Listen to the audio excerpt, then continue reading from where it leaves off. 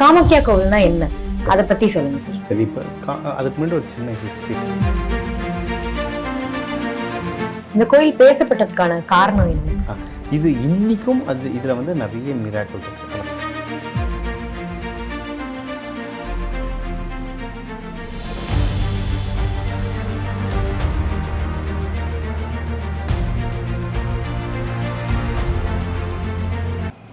எல்லாருக்கும் வணக்கம்.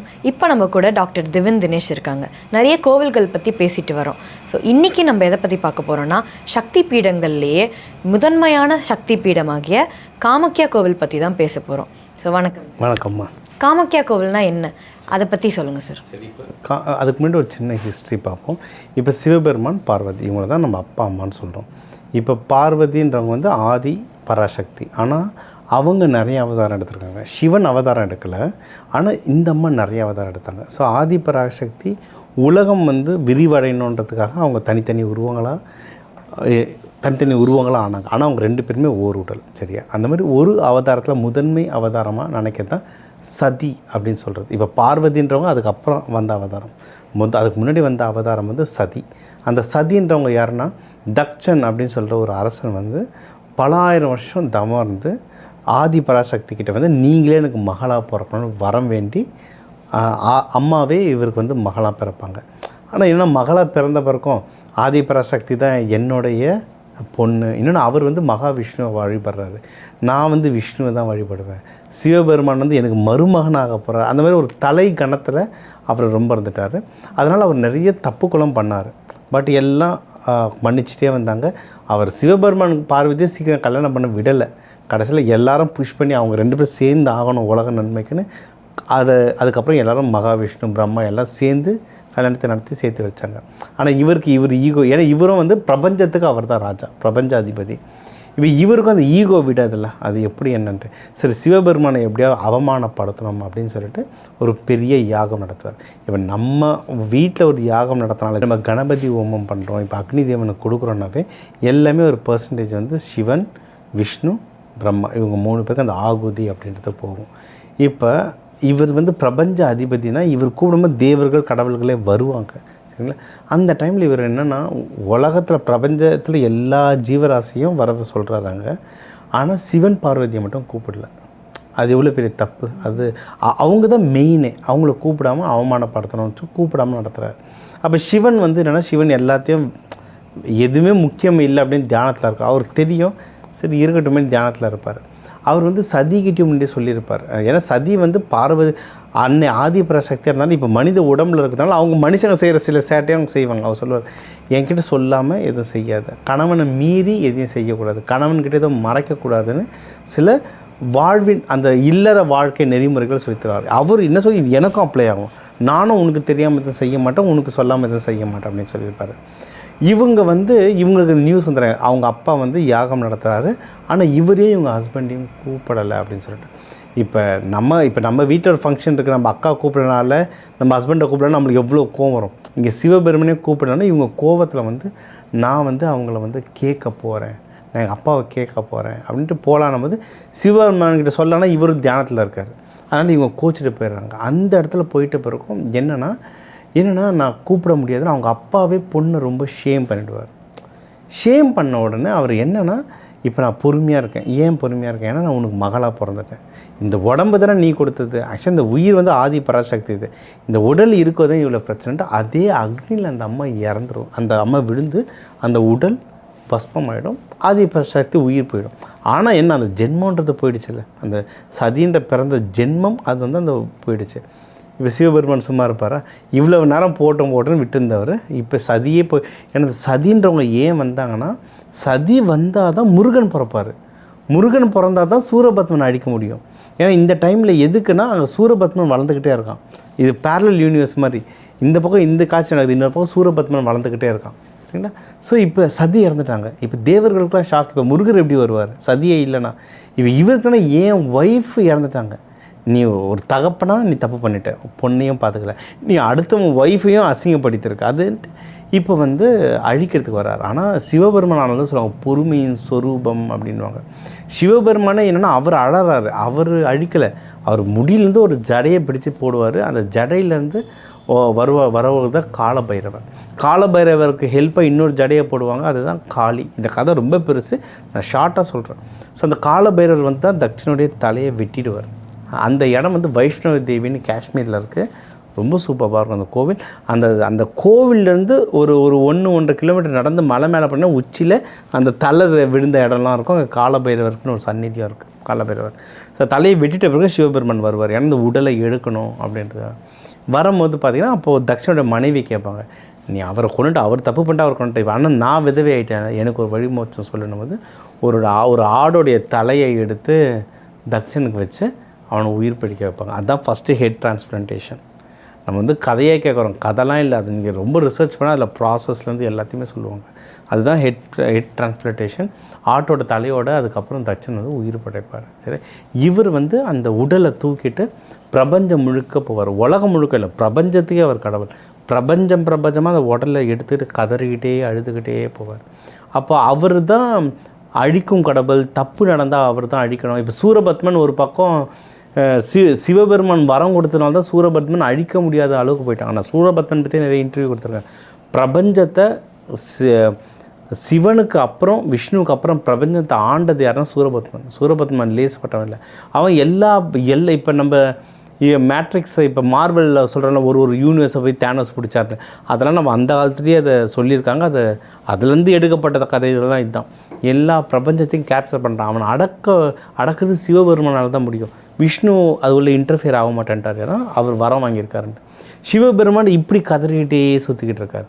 அப்போ இவருடைய கதறலை நிறுத்தணுன்னு விஷ்ணு பகவான் அவர் சுதர்சன சக்கரத்தை விட்டு அம்மாவுடைய உடலை வந்து துண்டாக்கிடுவாங்க. ஒரு உடலாக இருந்தால் தான் நீ தூக்கிட்டு கதறிட்டே துண்டாக்கிடுவாங்க. அதில் ஒரு 108 துண்டாக போனதுன்னு சொல்கிறாங்க. சில பேர் 51 துண்டு 57 துண்டாக போயிருக்குன்னு சொல்கிறாங்க. அது யாருக்குமே சரியாக தெரியல. ஒரு 108 துண்டாக போயிருக்கு, அதில் ஒரு 57 துண்டோ 51 தான் சக்தி விடமாக இப்போ கண்டுபிடிச்சி வச்சுருக்காங்கன்னு சொல்கிறாங்க. அதில் அந்த அம்மா உடம்புல வந்து அந்த யோனி பார்ட் விழுந்தது எதுனா அந்த காமாக்கியா அப்படின்ற ஊர் தான். அசாம் கவுஹாத்தியில் இருக்குது காமாக்கியா அப்படின்னு சொல்கிறது. ஸோ இப்போ யோனின்றது நான் குழந்தையோட ஜனனம் வருதுன்றது யோனி வழியாக. ஸோ அதுதான் உலகத்துடைய ஜனனம் அப்படின்னு சொல்லுவாங்க. ஒன்று. இன்னொன்று, நீங்கள் இந்தியா மேப்லேயே நார்த் ஈஸ்ட்டை மட்டும் எடுத்து தனியாக பார்த்தீங்கன்னா அது யோனி ரூபத்திலே இருக்கும். அதே மாதிரி நீங்கள் அசாமை மட்டும் எடுத்திங்கன்னா அதுவும் யோனி ரூபத்திலே வரும். நீங்கள் அந்த ஊரில் எந்த கோவில் எந்த இடம் போனால் அது யோனி ரூபத்திலே இருக்கும். அந்த கோவிலே எப்படின்னா, நீங்கள் மலை மேலே ஏறி போனோம், ஆனால் மலை மேலே ஏறிட்டு பள்ளத்தில் பார்த்தா யோனி ரூபம் மாதிரியே இருக்கும் கோவில். அது ரொம்ப டீட்டெயில்டாக போனால் சில பேருக்கு எப்படி ஆக்வர்டாக இருக்கும். இப்போ நீங்கள் அந்த கோவில் பார்த்தா தெரியும், அது அவ்வளோ ஒரு பர்ஃபெக்டானது. அதை பல பேர் கட்டியிருக்காங்க. அந்த கோயிலில் ஒருத்தர் 2 பேரில், அதை வந்து பல பேர் பல யுகங்களில் பல பேர் கட்டின கோவில். ஸோ இருக்கிறதுலே பவர்ஃபுல்லான கோவில் எது அப்படின்னு கேட்டிங்கன்னா அந்த காமாக்கியா தான். ஸோ பல வருடங்களாக அப்படியே அந்த கோவில் இருந்தது. அதுக்கப்புறம் நிறைய பேர் கட்டினாங்க. அதில் முக்கியமாக ஒருத்தர் கட்டினது யாருன்னா நரகாசுரன்.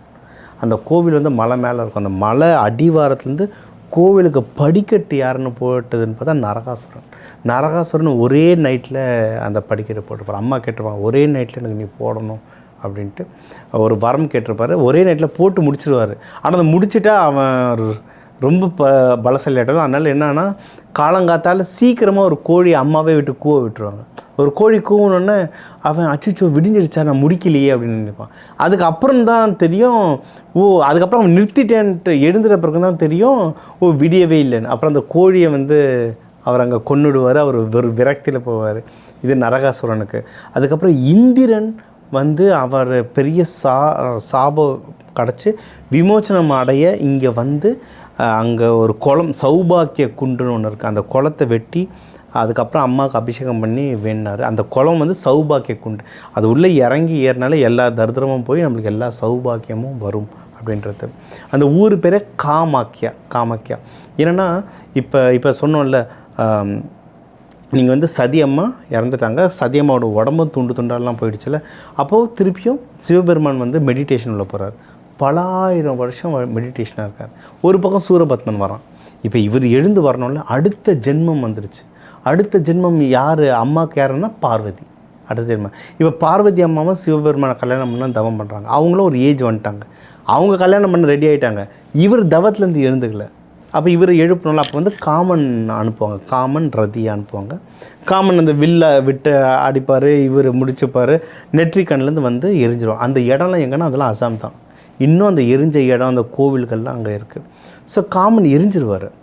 எரிஞ்சிட்ட பிறகு என்ன, ரதி அழுவாங்க, என் ஹஸ்பண்டு போயிட்டாரு, நான் என்ன பண்ணுவேன், ஒரு விமோச்சனம் கூட.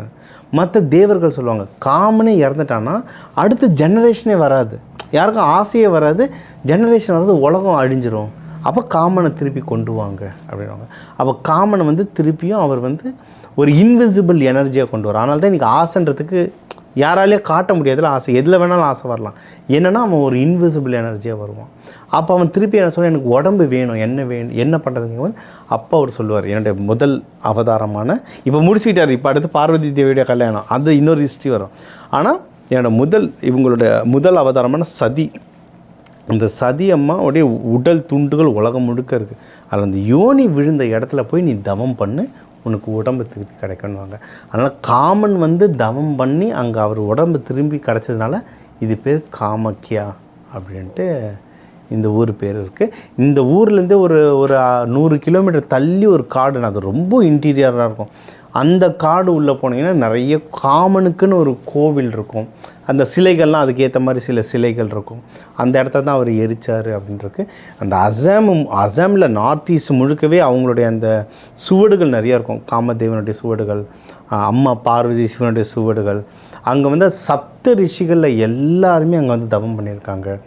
ஸோ இங்கே வந்து இப்போ இதில் வந்து இப்போ நம்ம சொல்லுவோம்ல, நிறைய கதை இருக்குது. இப்போ நம்ம மீனாட்சி அம்மன் கோயில் பண்ணால் ஒரு கதை சொல்லுவோம், திருவண்ணாமலைக்கு ஒரு கதை சொல்லுவோம், இந்த மாதிரி நிறைய நம்ம சொல்லிகிட்டு இருக்கோம். இந்த கோயில் பேசப்பட்டதுக்கான காரணம் என்ன? இது இன்றைக்கும் இதில் வந்து நிறைய மிராக்கள் இருக்குது. அதான் இப்போ மீனாட்சி அம்மன் கோயிலுக்கும் ஒரு ஹிஸ்ட்ரி சொல்கிறோம், அருணாச்சலேஸ்வரருக்கும் ஒரு ஹிஸ்ட்ரி சொல்கிறோம். ஓகே, இங்கே என்ன ஒரு மேஜிக் நடக்கும்னா, இப்போ இவங்க வந்து யோனி பாகம் சொல்லிட்டு ஃபீமேல்.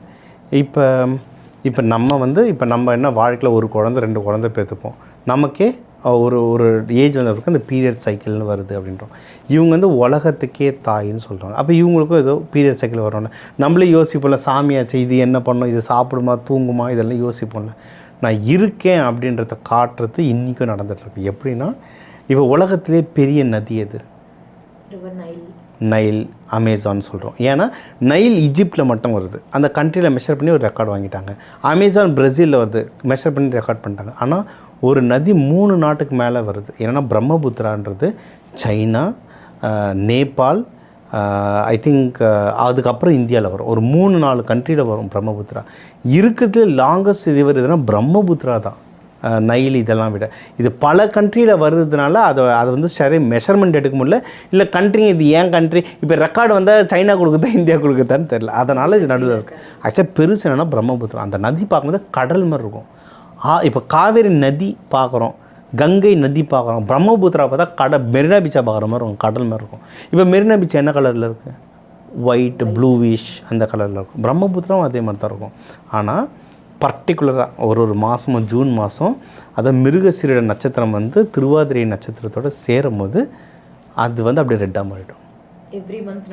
எவ்ரி இயர் நடக்கும். ஏன்னா கடவுள்களுக்குன்றது வேறு டைம் லைன். ஸோ நம்மளுக்கு நாள்ன்றது அவங்களுக்கு ஒரு வருஷம். ஸோ அந்த வருஷத்தில் 3 நாள் கரெக்டாக மாறிடும். அந்த அவ்வளோ பெரிய கடல் ப்ளூ, நேற்று பார்த்தேன் ப்ளூ ஆச்சு, இன்றைக்கி பார்த்தா ரெட் ஆச்சுன்னா எப்படி இருக்கும்?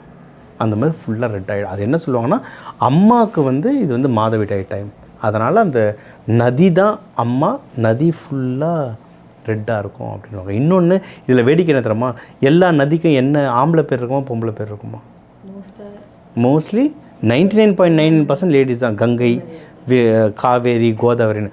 ஆனால் அது மட்டும்தான் ஒரே நதி ஆம்பளை பேர். ஆக்சுவலாக எந்த பேருமே இல்லை. பிரம்மபுத்திரன், பிரம்மனோட புத்திரன். ஆனால் அந்த புத்திரன் பேர் யாருன்னு சொல்லலை. அது மோஸ்ட்லி நாரதர் தான் வரும். பட் பிரம்மபுத்திரன் அதுதான் இருக்கிற ஒரே ஆண் நதி. அம்மாவுக்கு மாதவிடாய் வரது அந்த ஆண் நதியில் தான். ஸோ இந்த மாதிரி ஒரு விஷயங்கள் வரும். ஸோ இப்போ நம்ம வீட்டில் இப்போ இன்றைக்கி நம்ம எல்லோரும் ஆஃபீஸ் போகிறோம் இது. பட் ஜென்ரலாக ஒரு 20 இயர்ஸ்க்கு முன்னாடி இப்போ நம்மளுக்கு வந்து பீரியட்ஸ் டைம் மாதவிடாய்னா என்ன சொல்லுவாங்க, வீட்டில் ஓரமாக இருங்க, ரெஸ்ட் எடுங்க அப்படின்னா. அப்போ அம்மாவுக்கு சாமிக்கு வருதுன்னா அவங்களும் ரெஸ்ட் எடுக்கணும்ல. அந்த 3 days வந்து கோவில் கம்ப்ளீட்டாக ஷட் டவுன் ஆகிடும். பூஜாரிகள் யாருமே போக மாட்டாங்க. கருவறையிலேருந்து எல்லாத்தையும் பூட்டிட்டு சீல் வச்சுருவாங்க. சரி, கோயில் பூட்டிட்டு அப்போ என்ன பண்ணுவாங்க? யாருன்னா கோயில் போவாங்களா? போக மாட்டாங்க. கோயிலுக்கு ஆனால் அப்போ தான் வருவாங்க மக்கள். ஆமாம், பார்க்கறதுக்காக இல்லை, அங்கே இருக்கிறதுக்காக. அந்த லேக்ஸ் அண்ட் லேக்ஸாக வருவாங்க, lakhs and lakhs, more then 1 crore people அங்கே வருவாங்க. ஆனால் கோவில் பூட்டியிருக்கும். என்னென்னா அந்த டைமில் தான் ஆக்சுவலாக ஒரு பெண்ணோட சக்தியே ஜாஸ்தியாக வரணுவாங்க. அதனால தான் அந்த டைமில் லேடிஸை டிஸ்டர்ப் பண்ணக்கூடாதுன்னுவாங்க. இப்போ திரௌபதி அந்த நேரத்தில் தான் டிஸ்டர்ப் பண்ணுவாங்க. அதனால தான் அவள் விட்ட சாபம் அந்த குரு வம்சத்தையே அழிச்சிடுச்சு. டிஸ்டர்ப் பண்ணக்கூடாதுன்றதுக்காக வீட்டில் ஒரு உரமாக ரெஸ்ட் எடுங்கன்னு சொல்கிறது, அது கடைசியாக அது அடிமைத்தனமாக மாறி போச்சு. இந்த டைமில் தான் கோவிலை சுற்றி இருப்பாங்க. என்னென்னா இந்த டைமில் தான் அம்மாவுக்கு பவர் ரொம்ப ஜாஸ்தியாக இருக்குன்னு நிறைய பேர் மெடிடேஷன் பண்ணுறது, சாதனா பண்ணுறது, நிறைய பண்ணுறது வந்து அது முக்கியமாக அகோரிகள். நீங்கள் அங்கே இருக்கிறவங்கள பார்த்தீங்கன்னா இப்போ நம்ம கும்பமேளாலாம் நம்ம அகோரிகள் பார்க்குறோம்ல, அவங்களாம் மோஸ்ட்லி சிவன் அடியார்கள், சிவன் அகோரிகள். இந்த அகோரிகள் கம்ப்ளீட்டாக வேறு மாதிரி இருப்பாங்க. இந்த அகோரிகள்லாம் வந்து எப்படின்னா தாந்திரிகம், ஹையஸ்ட்டு மந்திரவாதி இருப்பாங்க. அவங்களாம் 7 அடிக்கு கத்தி வச்சுருப்பாங்க. அருவாள் கத்திலாம் 7 அடிக்கு இருக்கும். ஒவ்வொன்றும் வித்தியாசமாக இருக்கும். அந்த கத்திக்கு அங்கே உட்காந்து பூஜை போடுவாங்க. அந்த 3 நாள் கோவில் மூடி இருக்கும்.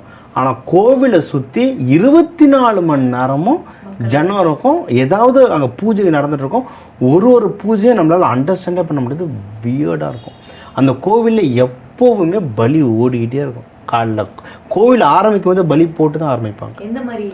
இப்போ நிறைய பலி இருக்குது. மேஜராக 5 பலி போடுவாங்க. பஞ்ச பலி அப்படின்னு சொல்லுவாங்க. முதல்ல எருமை, மகிஷம் சொல்லுவாங்க. எருமை பலி ரொம்ப ஜாஸ்தி.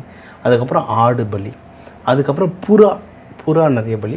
அதுக்கப்புறம் சைவம் கும்பிட வரவங்க வந்து கரும்பு கொடுப்பாங்க. இன்னொன்று பூசணிக்காய், இதை வந்து கொடுப்பாங்க. பட் ஜென்ரலாக போகிறது எருமை, ஆடு, புறா. காலைல கோவில் வந்து அங்கெல்லாம் வந்து சீக்கிரம் சன்ரைஸ் ஆகிடும். காலைல 4:30 சன்ரைஸ் ஆகிடும் அங்கே. சரிங்களா? நல்லா கோவில்லாம் சீக்கிரம் தந்துடுவாங்க.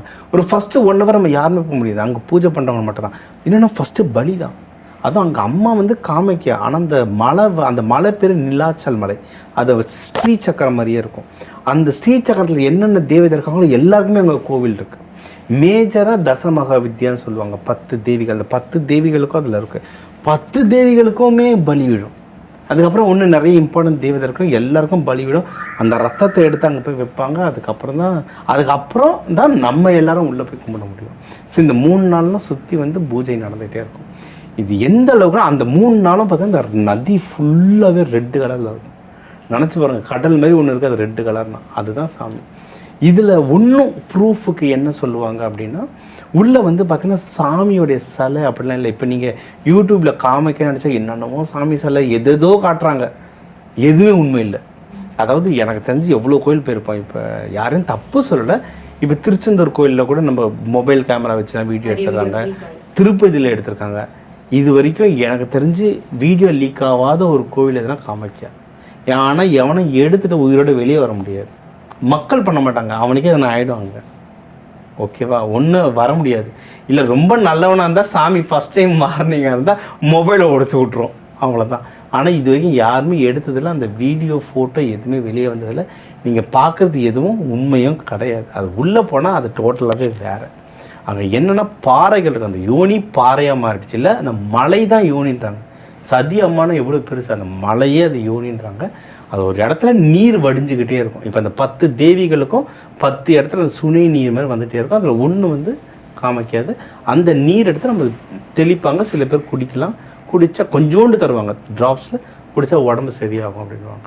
இன்னொன்று, இப்போ காமிக்கான்ற இடத்துல வந்து பார்வதி தேவி மட்டும் இல்லை, கூட வந்து கமலாம்பிகை மாதாங்கியும் இருப்பாங்க. அதாவது லக்ஷ்மியும் சரஸ்வதியும் இருப்பாங்க. ஸோ இது வந்து திரிபுர சுந்தரி.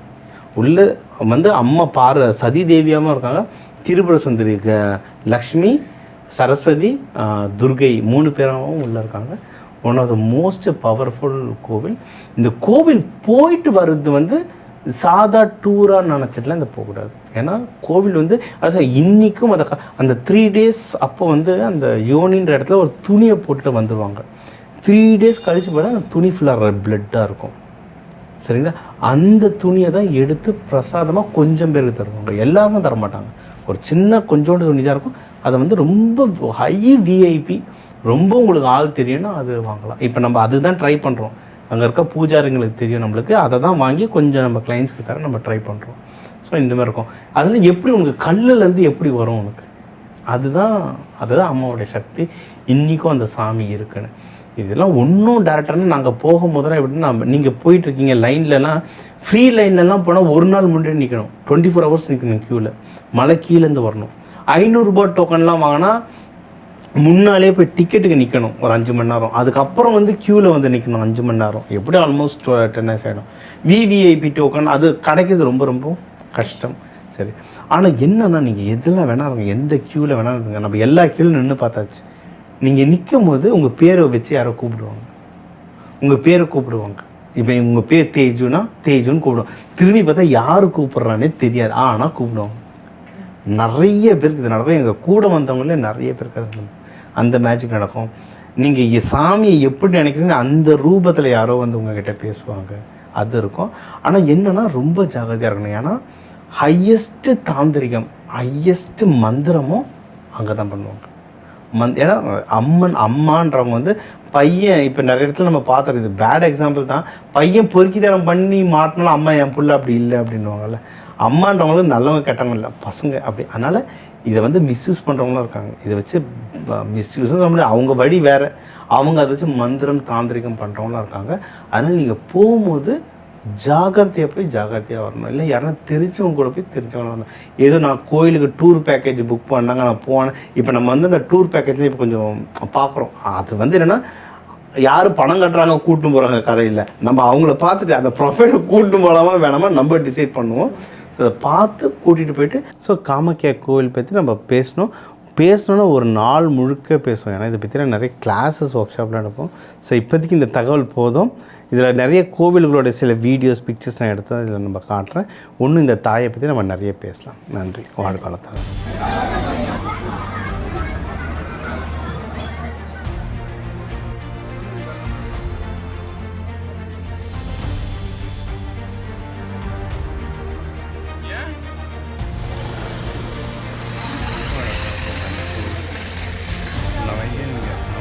ஆடு பலிக்கு பார்க்கலாம், நிறைய தவம் பண்ணிட்டு இருப்பாங்க, அதை பார்க்கலாம்.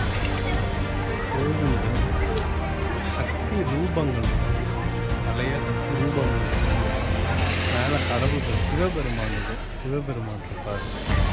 சக்தி ரூபங்கள்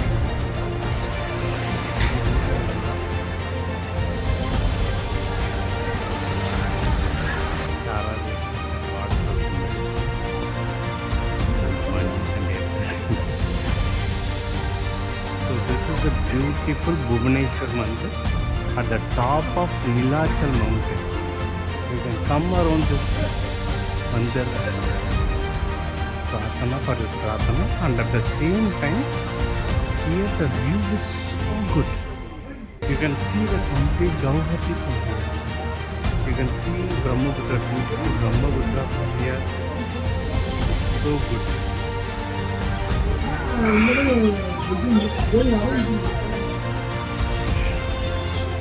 This Bhubaneswari is Lalita Tirupura Sundari. She is at top of Sri Vidya. She is at top of all goddess of all, or is the Adi Parashakti.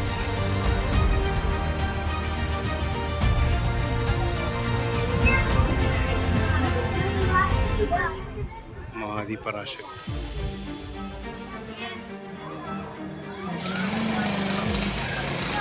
காமிக்க போதும்